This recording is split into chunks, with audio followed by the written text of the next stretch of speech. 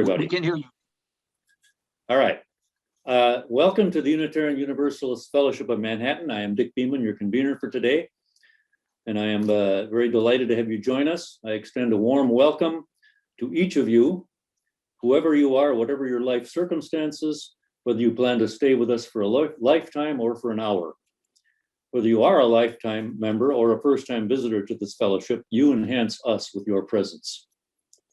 If you would like to learn more about the UUFM or get regular updates and program announcements, please go to uufm.net and click on the word connect in the upper right-hand corner.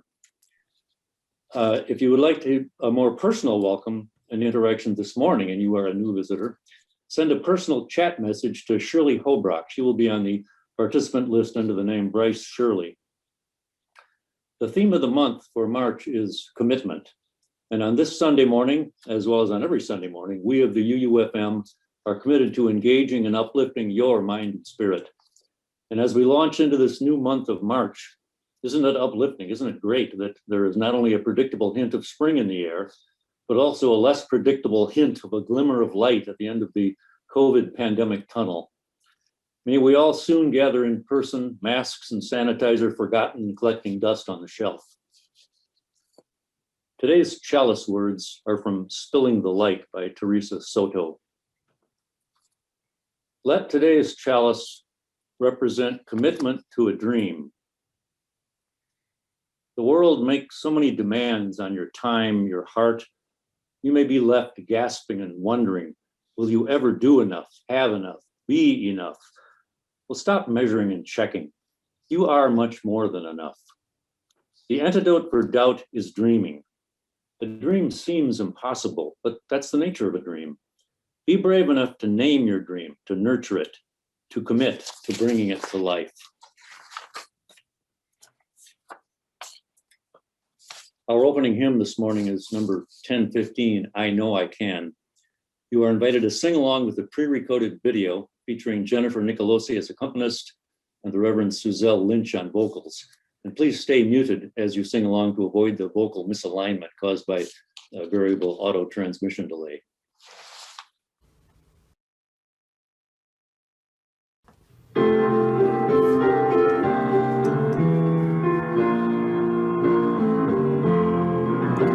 Though days be hard and burdens weigh my heart, the troubles wait at every turn. I know I can go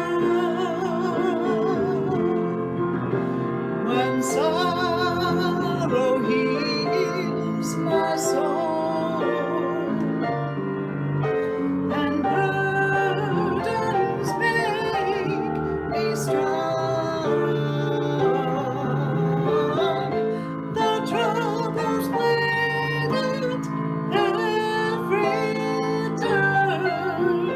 I know I can go on. My cousin in my heart, my neighbor in my soul. The troubles wait at every turn. I know I can go. And though the journey is long, the destination is near.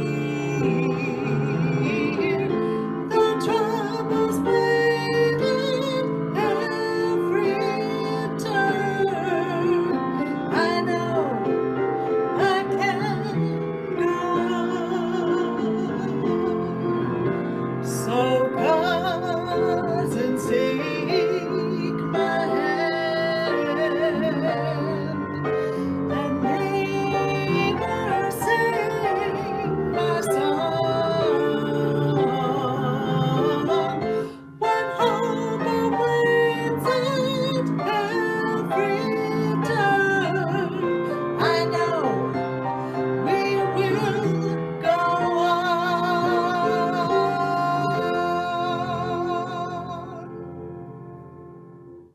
Those who wish to do so are now invited to go to small breakout rooms for a few minutes of personal interaction. An invitation will appear on your screen, and you can either click the Join Group button, or if you prefer not to socialize, just simply wait for the service to reconvene. Welcome back, everybody, to today's service. Today's story for all ages is Starfish Throwers by Lauren Eisley, and it will be presented as a YouTube video.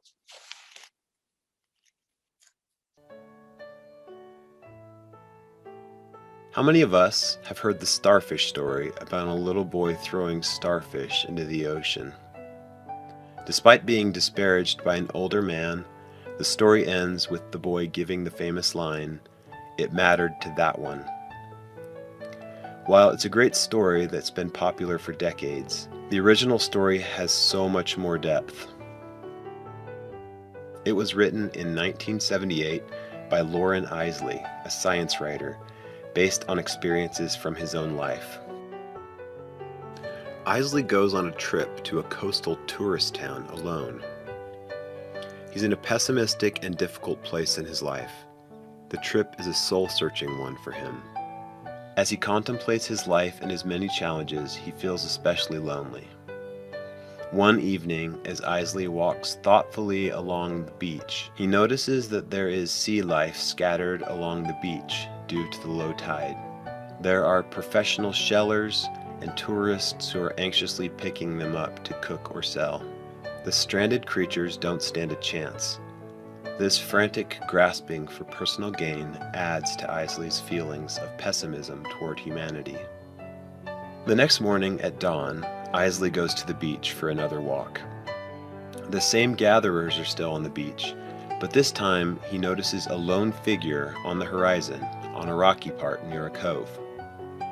As Eisley gets closer, he sees the man picking up starfish from the small tide pools and throwing them back into the sea. He approaches the man and strikes up a conversation. The star-throwing man, with kindness in his eyes, tells him, "The stars throw well. One can help them." Eisley is astounded at his optimism. As he walks away, he's filled with cynicism about the man's futile goal. Into the evening, Eisley contemplates more about life, has a change of heart, and then decides to revisit the star thrower the next day. On the beach the next morning, standing beside the star thrower, Eisley quietly picks up and throws a starfish into the ocean. Eisley then says, "I understand. Call me another thrower," and tells himself that he won't let the star thrower be alone in his mission to save a life, one at a time. It concludes with Eisley and the star thrower standing together looking out at the sea. Eisley writes, "But we, pale and alone and small in that immensity, hurled back the living stars. Somewhere far off, I felt as though another world was flung more joyfully. I could have thrown in a frenzy of joy, but I set my shoulders and cast, as the thrower, slowly, deliberately as well. The task was not to assumed lightly, for it was men as well as starfish that we sought to save." Live Rad is about average people attempting to help others while also encouraging others to join in.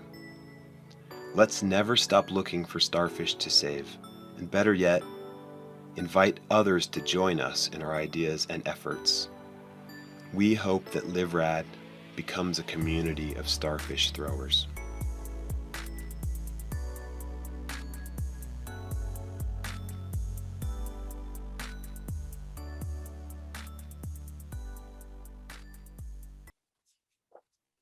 It's now time for our Helping Hands Recipient of the Month presentation. The Helping Hands recipient for the month of March is the Wonder Workshop Children's Museum, and this will be described in the following video. Good morning. My name is Suzanne Reese, and I am the new Executive Director of the Wonder Workshop Children's Museum. On behalf of the Wonder Workshop, I wanted to thank the UU Fellowship for selecting us to be the recipients of your helping hands during the month of March. honor to be selected during this time of transition for the Wonder Workshop. My understanding is there is a very rich history between the Wonder Workshop and the UU Fellowship, and I'm really looking forward to continuing that partnership and to get to know many of you that have worked with Richard through the years to create some really wonderful programming opportunities for our youth. So thank you, and please reach out to me with any thoughts, ideas, questions that you have. I'm open to hearing from anybody at this point as we get back to doing the good work and that Richard started. That is my goal, and we are making some good progress. So my plan on how we will use the funds that are raised from Your Helping Hands campaign is to contribute that money to the campaign that we are getting started ourselves. So as I've really been able to dive into our budget and to look at our needs and what our programming is going to look like moving forward, there's a couple of immediate needs that really jump out at me. One of those is scholarships. Richard was wonderful at making sure that our programs were accessible to youth. And that is something we pride ourselves on and we will continue to prioritize. So first and foremost, we want to continue to make sure we have scholarships for youth. No matter what their socioeconomic status, they are able to participate in our programs. So we have a summer camp coming up, and we are really excited to get it up and going. As you know, summer 20 we were not able to do that, as was anybody able to do that. But we do have plans to continue our summer camp, and we've got a good foundation of scholarships started, but we need more. So we will use Your Helping Hands funds to go towards our summer scholarships. One of our other immediate needs is transportation. So we don't really have a great mode of transportation. We need a van. And so we're working with local car dealerships. We have a couple that we're working with to try to get a really quality used van that is affordable, looks good, runs good. And that is our other immediate need. So that is the plan, is to have a campaign that will raise money for those two immediate needs. And we are just so thankful that we get to partner with the UU Fellowship in order to make that a reality. Thank you so much and have a great day. Bye. During today's offertory, or at any other time, you can make donations to a regular UUFM operating expenses or to the blessing box at the Wonder Workshop Children's Museum, or to the Helping Hands recipient, which this month is the Wonder Workshop Children's Museum. Donations can be made online using the link provided in the weekly email announcement, or by going to the website uufm.net and clicking on the word donate in the upper right corner. If you have joys or concerns today, please type them into the Zoom box, the Zoom chat box during the offertory. And now please relax and enjoy Renee's offertory performance of Scarborough Fair.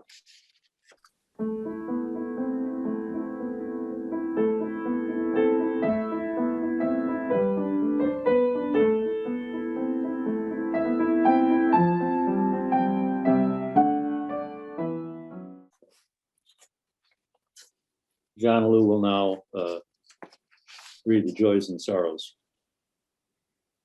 As always, we're thankful to Renee for her beautiful music. As we enter this month of March, we're revisiting a lot of one-year anniversaries of different changes that have occurred in our lives. Usually when there's a disaster and you revisit on a one-year anniversary, a lot of the same feelings come up, but this is a little different because we've been in this slow motion disaster that's still existing. So I think it's important for us to keep in mind all of the people who are struggling and suffering still, and who have been over the past year. And to be gentle to them and to ourselves as we come up on these 1-year anniversaries over and over again. I don't see any particular joys and sorrows in our chat. I would say again that we're joyful that Karen Hummel has joined us as a member. We'll have a more formal new member recognition later, but I wanted to name that. And I'd also name that there are people this weekend celebrating the anniversary of the walk across the Edmund Pettus Bridge. And it's so important, particularly as we are in a month of talking about commitment, to remember those people whose commitments have forged a way for us and to be thankful for them. And with that, I'll turn it over to Dick for a reading from someone who is such a person. Thank you, Jonalu. Today's reading is from Theodore Parker's Discourse on the Transient and Permanent in Christianity. And you may chafe when you hear the sexist language in this reading, but just remember it was written in 1841. If observations are made upon nature, which must take place so long as man has sense and understanding, there will be a philosophy of nature and philosophical doctrines. These will differ as the observations are just or inaccurate, and as the deductions from observed facts are true or false. Hence, there will be different schools of natural philosophy, so long as men have eyes and understandings of different clearness and strength. And if men observe and reflect upon religion, which will be done as long as man is a religious and reflective being, there must also be a philosophy of religion, theology, and theological doctrines. These will differ as men have felt much or little religion, as they analyze their sentiments correctly or otherwise, and as they have reasoned right or wrong. Now, the true system of nature, which exists in the outward facts, whether discovered or not, is always the same thing, though the philosophy of nature which men invent changes every month, and be one thing at London and the opposite at Berlin. Thus, there is but one system of nature as it exists in fact, though many theories which exist in our imperfect notion of that system, and by which we may approximate and at length reach it. Now, there can be but one religion, which is absolutely true, existing in the facts of human nature and the ideas of infinite God. That, whether acknowledged or not, is always the same thing and never changes. So far as man has any real religion, either the principle or the sentiment thereof, so far he has that, by whatever name he may call it. For strictly speaking, there is but one kind of religion, as there is but one kind of love. Though the manifestations of this religion in forms, doctrine, and life be never so diverse, it is through these that men approximate to the true expression of this religion. Now, while this religion is one and always the same thing, there may be numerous systems of theologies or philosophies of religion. These, with their creeds, confessions, and collections of doctrines deduced by reasoning upon the facts observed, may be baseless and false, either because the observation was too narrow in extent, or otherwise defective in point of accuracy, or because the reasoning was illogical, and therefore the deduction spurious. Each of these three faults is conspicuous in the systems of theology. Now, the solar system, as it exists in fact, is permanent, though the notions of Thales and Ptolemy, of Copernicus and Descartes about this system prove transient, imperfect approximations to the true expression. So the Christianity of Jesus is permanent, though what passes for Christianity with popes and catechisms, with sects and churches in the 1st century or the 19th century, prove transient also. Now, it has sometimes happened that a man took his philosophy of nature at second hand and then attempted to make his observations conform to his theory and nature ride on his panniers. Thus, some philosophers refuse to look at the moon through Galileo's telescope, for according to their theory of vision, such an instrument would not aid the sight. Thus, their preconceived notions stood up between them and nature. Now, it has often happened that men took their theology thus at second hand and distorted the history of the world and man's nature besides, to make religion conform to their notions. Their theology stood between them and God. Those obstinate philosophers have disciples in no small number.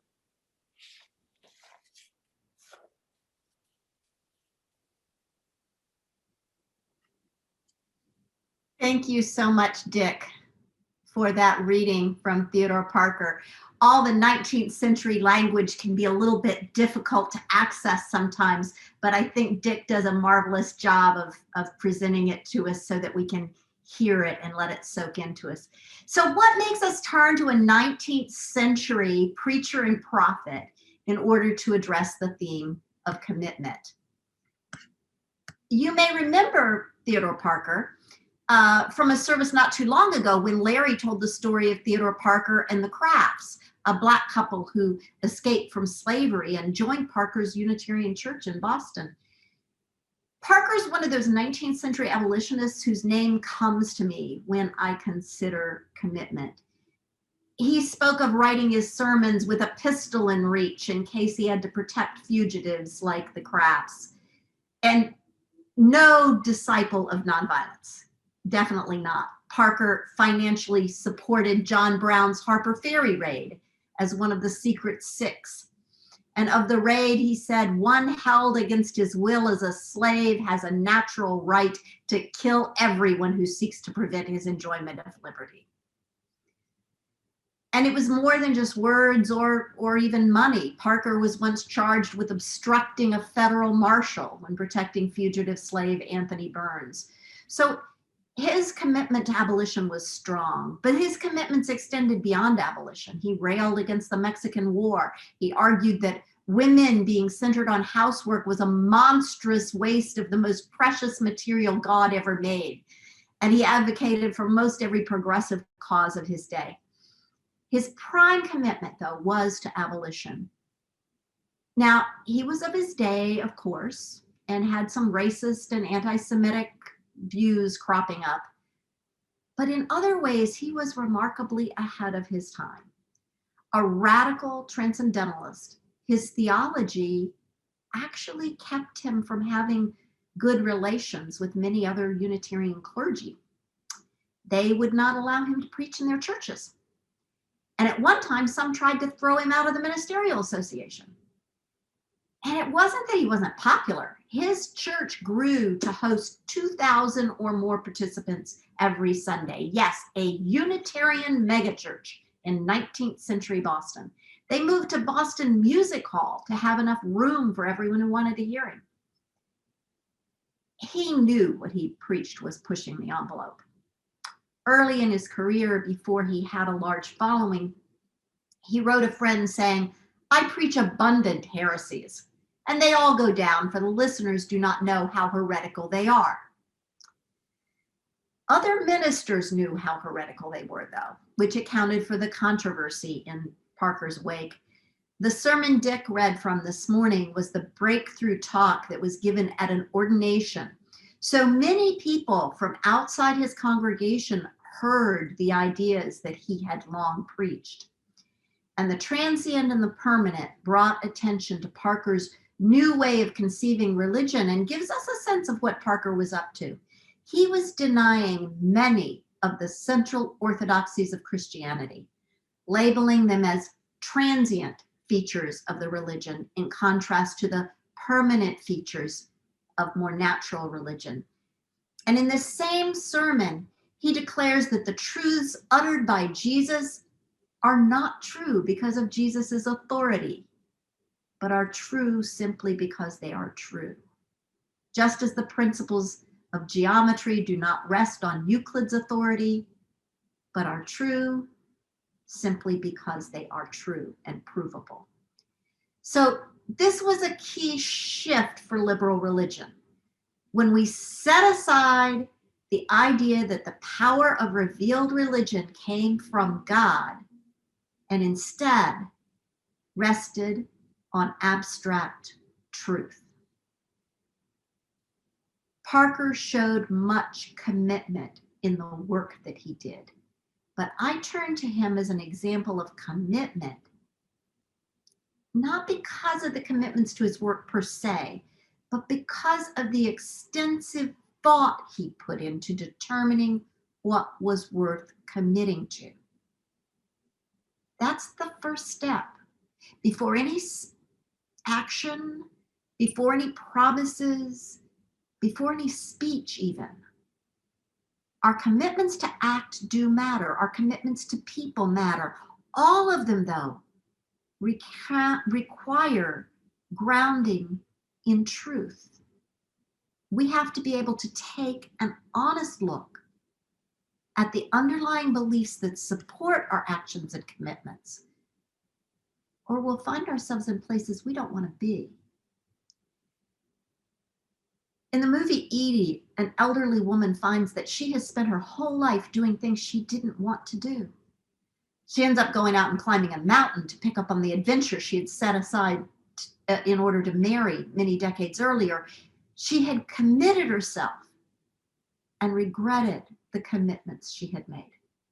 She had not examined her life and priorities until circumstances shifted and forced her to. We don't want to wait to be forced to examine our commitments. Better to do so intentionally and thoughtfully on a regular basis. It's one of the reasons that we bother to come to religious community. Theodore Parker was able to make the firm commitments to action that he did because he had made firm commitments to ideas first. Ideas he had sorted and identified as true, and had painstakingly tried to separate out good ideas from bad ones. He did not come down on the same side that I would on some of them, for sure, especially nearly 200 years later. Still, I appreciate his model of sifting and discernment as a way to do two things: to make firm commitments and to be sure that our commitments are the right ones to make. Because we can be mistaken. As it turns out, Parker was right on more things than he was wrong on. His words live on in speeches by Abraham Lincoln, of all the people, by all the people, for all the people, and Martin Luther King Jr.'s Arc of the Universe, Bending Toward Justice. Both of those came from Theodore Parker. We have watched in recent times people who were fully committed to ideas that are so bad, so destructive, and so untrue that we recoil.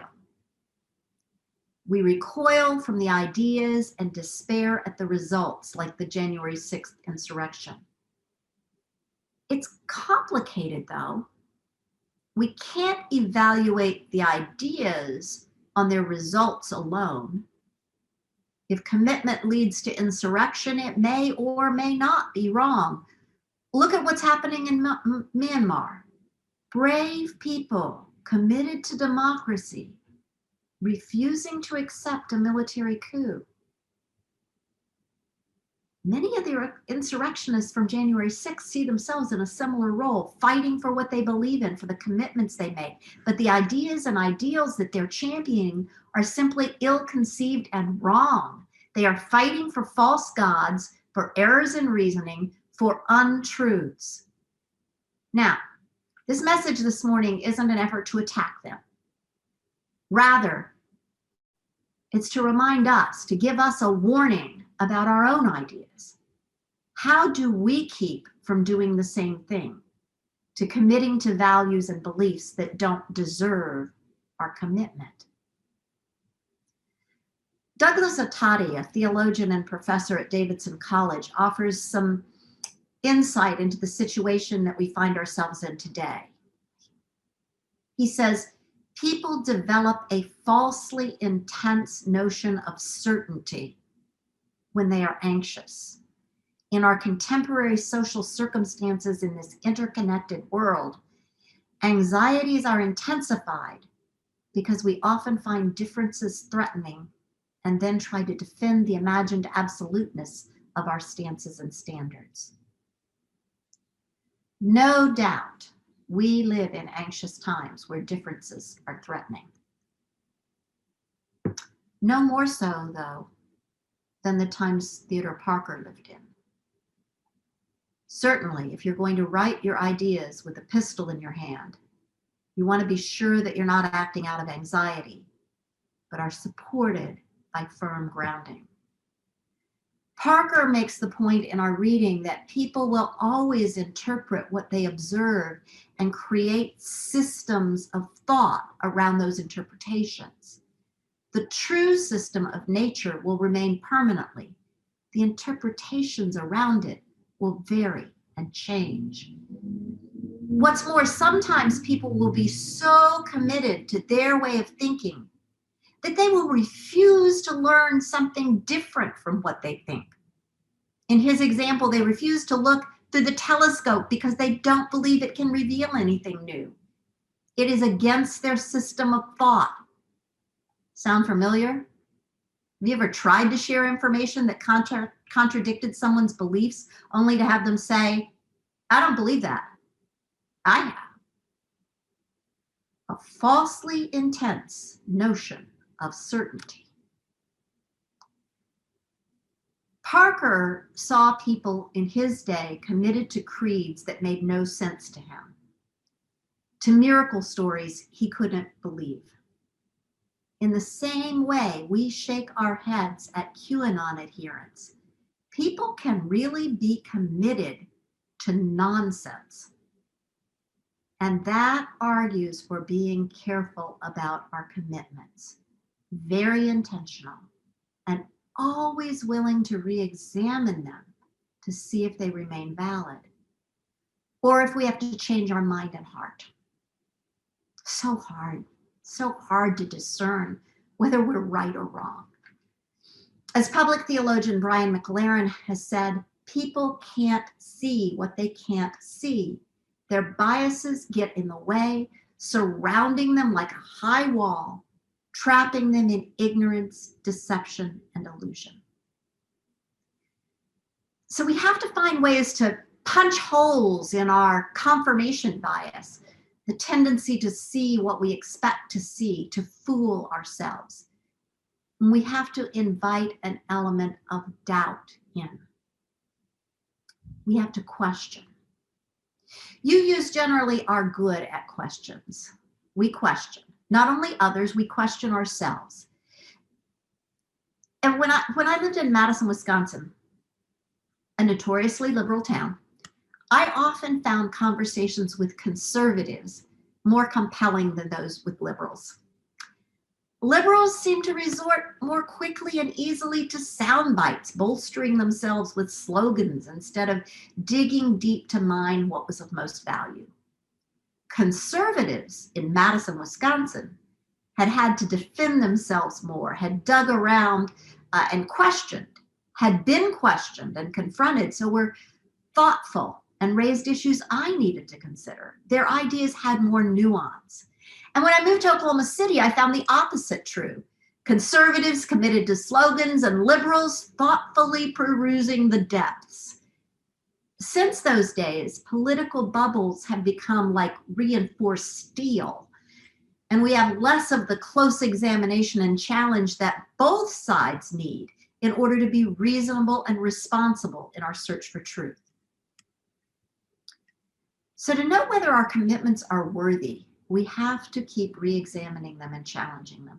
Now, some people would argue that such an examination will weaken our commitments.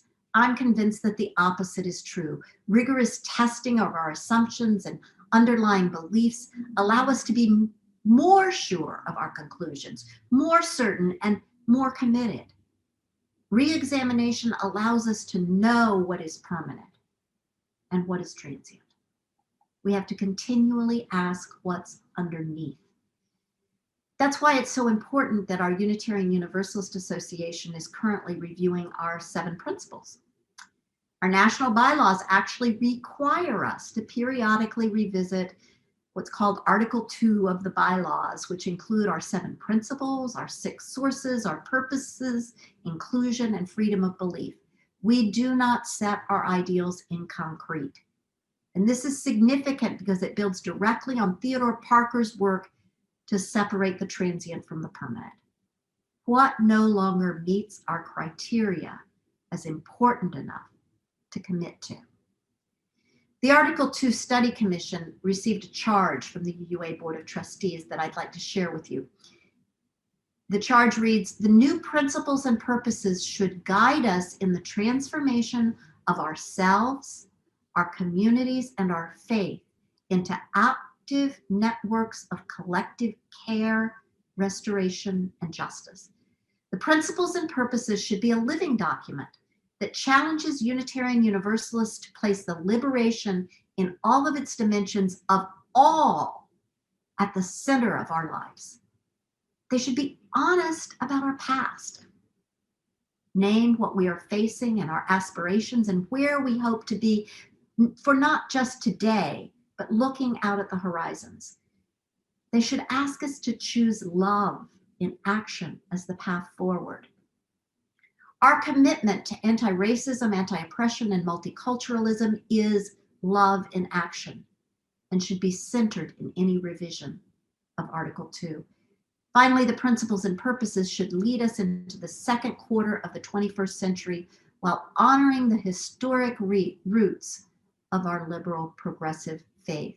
We therefore charge this commission to root its work in love as a principal guide in its work, attending particularly to the ways that we and our root traditions have understood and articulated love and how we have acted out of love. Now, the direction that the UUA is taking does not have unanimous support. There are UUs who find that the strong orientation toward liberation for everyone, for opposing white supremacy, challenges individualism and the objectivity that they prize. So we have to relook at the proposition that we can believe whatever we want to. We have to consider whether objectivity is even possible. And we have to recommit to our responsibility, not only to ourselves, but to one another. We have to ask who is free and who is not. We have to learn from people different from ourselves. And we have to ground ourselves in love for everyone.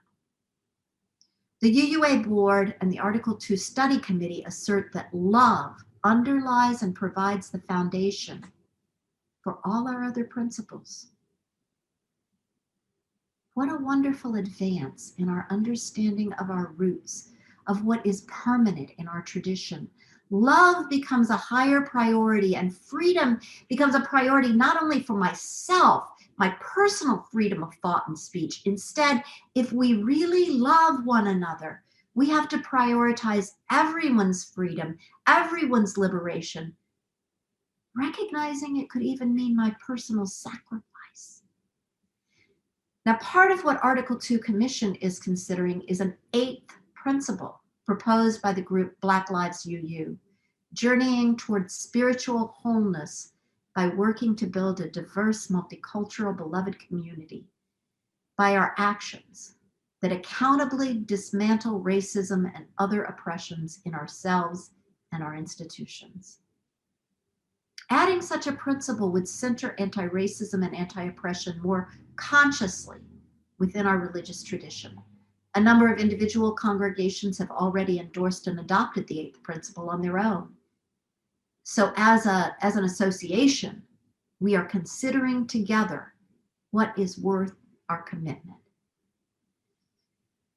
So this morning, I haven't answered the question of what is worth our commitment, and I won't, though I might propose love as a possibility. And this is really how Unitarian Universalism works. We are working together on it. We also need to work on it individually. So I invite you to consider what is worth your commitment. I have a statement of my own, a credo that I wrote many years ago that I review from time to time to see if it still represents what I want to commit my life to. And since the UUA is focusing on the power of love as a grounding for our principles, I offer you my own words about love from my personal credo. I believe in the power of love. Love does cast out fear, which is my greatest weakness and point of vulnerability. Love provides strength and lifts me toward my best self. Love supports forgiveness. Indeed, love is of God. I'd encourage you to develop your own credo, to write out your personal principles and commitments and to review them and update them as your life changes. It helps to provide that bedrock. And then we are ready to live out the commitments we have made in our minds and hearts. Perhaps something I've said this morning stimulates something in you about your commitments, what you base your actions and lives on.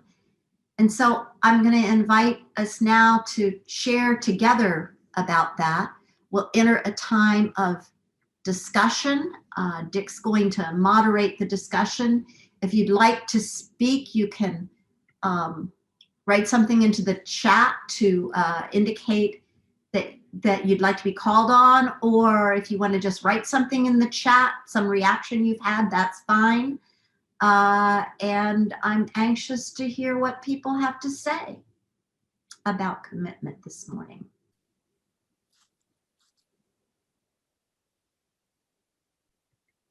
What, are we all silent? We're all thinking deeply. Thinking deep. I have something to say. Sylvia, go ahead. Well, when I was in high school, we were doing poetry and we had to write a poem. One of the girls in my class wrote one that said, "Life is the question, love is the answer." And the teacher was overwhelmed. She thought it was really wonderful. And I was thinking, that's really stupid. And then, but I've recalled it so many times in my life. And it means something to me now. And I think your statement to yourself is so beautiful, Jonalu. It's so basic. I think I would like to adopt that as my credo too. Thank you.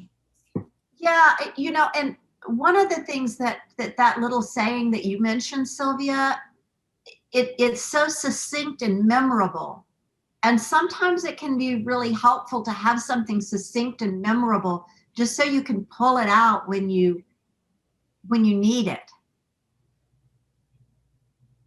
to remind you what you're basing things on. Someone asked me to post the words of the eighth principle, the proposed eighth principle, so I'm putting it in the chat.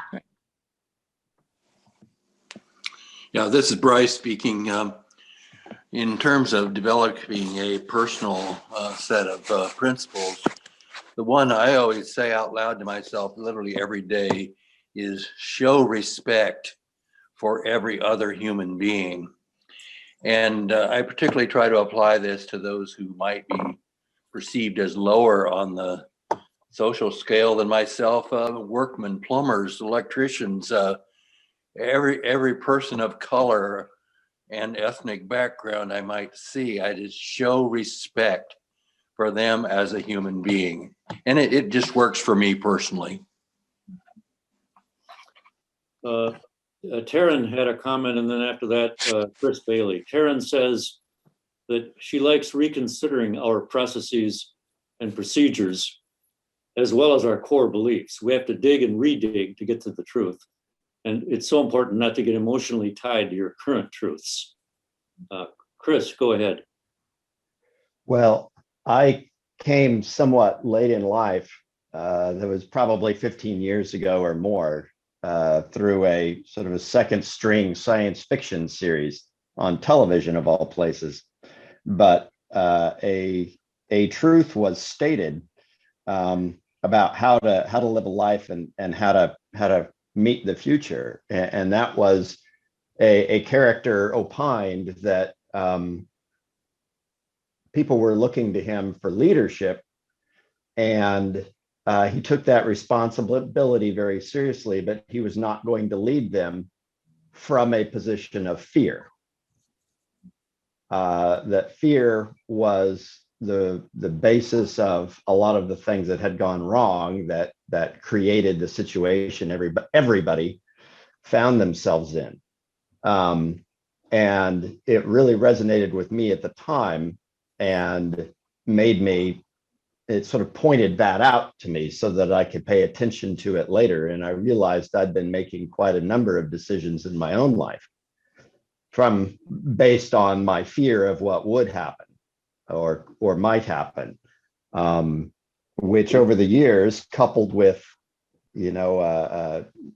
neurological discoveries about how human beings tend to overestimate the bad things that might happen and underestimate the benefit of good things that might happen in their decision making. And then as a coda, probably 5 or 10 years ago, I read a abstract of a study which sought to examine political liberals and political conservatives, both in North America and in Northern Europe. And it was peer reviewed, but I can't evaluate it. But what was interesting to me was the upshot was that by and large, political conservatives tended to be more motivated by fear than political liberals were. And when I think about recent history and sort of dog whistle politics toward racism and white supremacy, I am constantly reminded of these are fearful people. That's my conclusion, is that they are fearful for their future and trying to stop what they see as change that might threaten their future. I would also, if you don't mind, Jonalu, ask you to post your credo in the chat, because it mirrored a lot of my own thinking, but I had never been able to distill it so elegantly. Yeah, it's really just one little piece of my credo. I have like a 2-page long one, but well, you don't need to write a novel, but I really appreciated it. I'll post this piece that I read. Is about the power of love. And I couldn't type fast enough to keep up while you were saying it. So yeah. Lynn and Lauren say they were really struck by onbeing.org today. Krista Tippett interviews Naomi Shihab Nye, whose poetry and way of writing is amazing, say Lynn and Lauren. Mm-hmm. And then Kathy Bleem says one of her favorite quotes is, "Respect is love in plain clothing." A number of people liked what Bryce said. Karen says, "I was also listening to the story of the starfish thrower, and it can easily be a man, woman, child, old, young, any creed or religion. We can still do good works together, conservative or liberal." And then I'll just mention myself that as you were talking, Jonalu, it struck me that my credo, at least for today, is I could be wrong. And that originated in my career as a research scientist, when it was very important to always examine your theories and try to disprove them, try to convince yourself that what you thought is wrong. I think that's a beautiful place for us to end it, and we're going to go to our final hymn, which is Fire of Commitment, which Renee will be playing for us.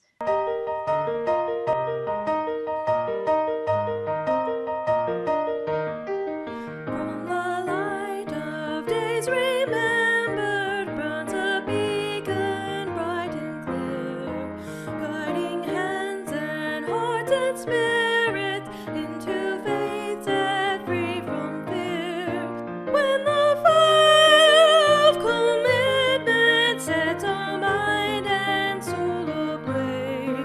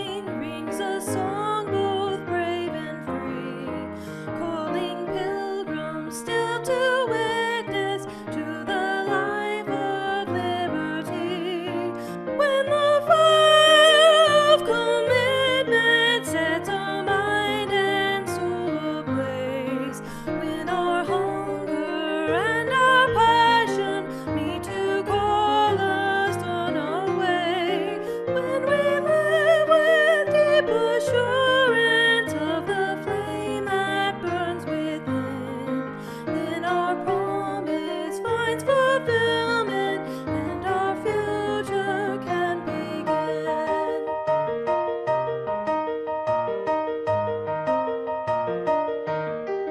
From the dreams of youthful vision comes a new prophetic voice, which demands a deeper justice built by our courageous Troys. When the fire of commitment sets our mind and soul ablaze, when our hunger and our passion meet to call us on our way, when we live with deep assurance of the flame that burns within, then our promise finds fulfillment and our future can begin.